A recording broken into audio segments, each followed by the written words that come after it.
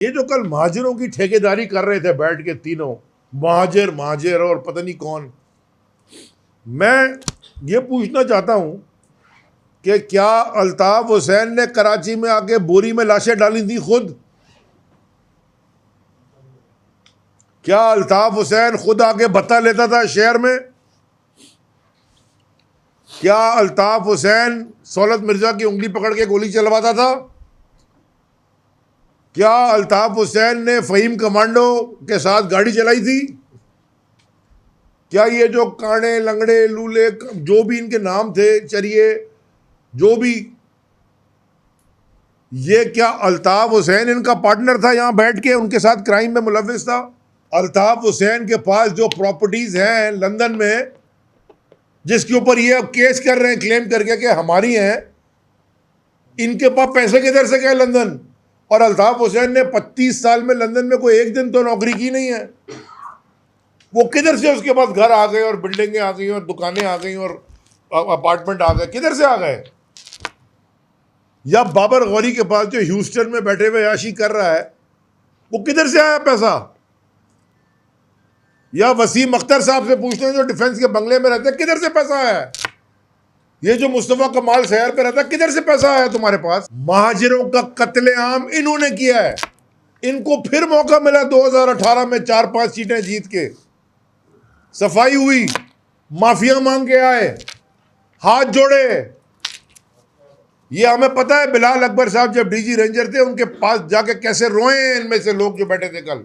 गलती हो गई, माफ करते हैं, हम बताएंगे आपको सब।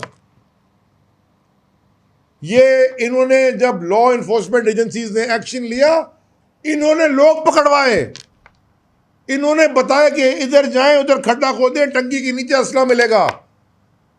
मैं फेडरल मिनिस्टर हूं, मुझे पता है क्या क्या लिखा है फाइलों में।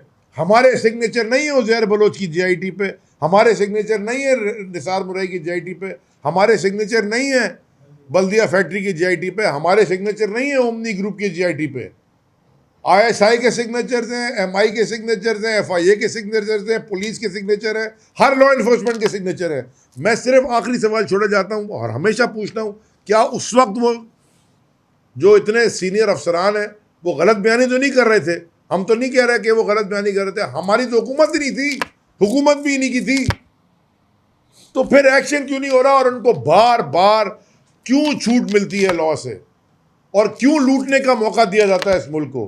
क्यों जुल्म हो रहा है हमारे सूबे पे? उन्होंने ये कहा कि जी मैं जो पहले कह रहा था वो हक सच बात कह रहा था, मैं मुनाफिक नहीं हूं और मैं सच बात कह रहा था। तो भाई अगर आप उस वक्त मुनाफिकत नहीं कर रहे थे और सच बात कह रहे थे, फिर कल मुनाफिकत कर रहे थे और कल झूठ बोल रहे थे, वे एक वक्त तो कर रहे होंगे ना मुनाफिकत।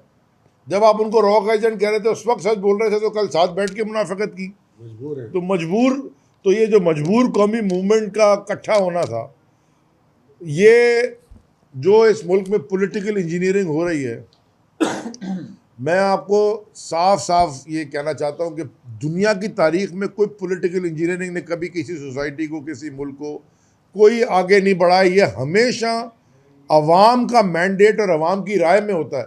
NA 239 कुरंगी में इलेक्शन हुआ, अभी जो इलेक्शन हुआ, ये जो तीनों मिलके बैठे हैं, ये खालिद मकबूल साहब, मुस्तफ़ा कमाल साहब और वो फारूक सत्तार साहब, इन तीनों ने मिलके अभी कुरंगी में जो इनका गढ़ समझा जाता था 19,706 वोट लिए।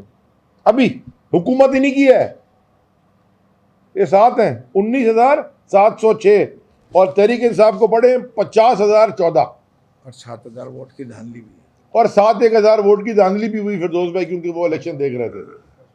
ये तीनों मिल के भी हमें नहीं हरा सकते। जीरो।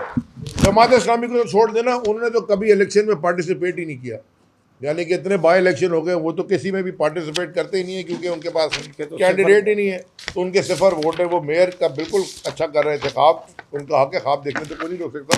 कोशिश भी उन्होंने की सोशल मीडिया पे, और वो हमने आपको बता दिया कितने उन्होंने कल टीवी पे चलता है, लाखों रुपए उन्होंने वो खर्च किए हैं, लेकिन उन्होंने तो कैंडिडेट नहीं खड़ा किया।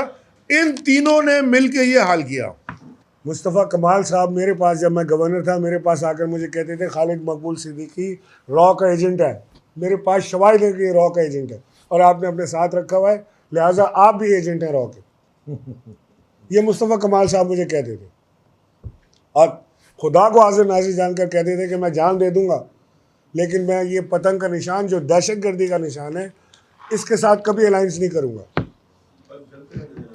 उन्होंने मुझे कहा कि इन सारों के ताल्लुकात आज भी अल्ताफ़ हुसैन के साथ हैं, और मैं अल्ताफ़ हुसैन के ख़िलाफ़ जंग लड़ रहा हूँ, और आज हमें बता रहे हैं कि मैं मजबूरन अपने स्टैंड से पीछे हट रहा हूँ। कौन मजबूर कर रहा है मुस्तफ़ा कमाल को? ये तो है खुद ही मजबूर हैं। ये जो दो लोगों ने ज्वाइन किया है MQM को, एक मजबूर है, एक लाचार है।